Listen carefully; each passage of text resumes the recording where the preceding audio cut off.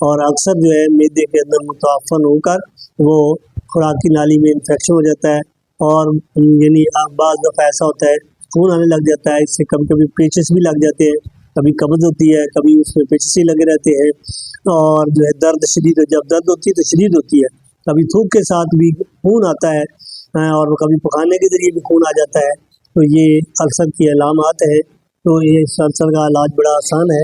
उसमें आप लोगों ने एक तो सौंफ और जो है गुलाब के फूल, इनका कावा बना के इस्तेमाल करना है और जो है खाने के तौर पर जो ये नुस्खा है हम बता रहे हैं, इसको आपने यानी एक ग़िज़ा भी है और ये इलाज भी है। उसमें मलट्ठी है, हल्दी है और सौंफ है। इनको हम वज़न ले लेना है और पीस लेना है। मलट्ठी, हल्दी और सौंफ को हम वज़न लेकर पीस लें और पीस कर इसको दिन में 4 बार 5 बार चौथा हिस्सा चम्मच का चूसते रहें, बाद में पानी पी लें।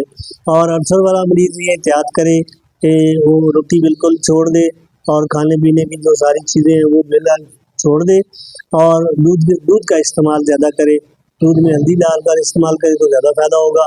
और जो है खुराक के तौर पर तार-बतार हलवा बना लें।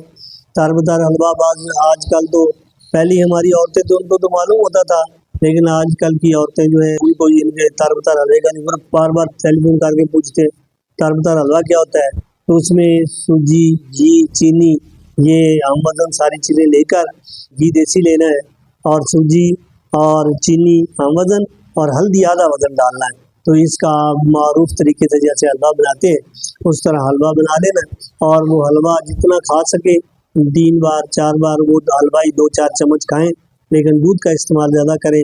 इंशाल्लाह आपको जो है ये आहिस्ता-आहिस्ता रोटी खाएँगे तो ये इसका मसला बढ़ेगा।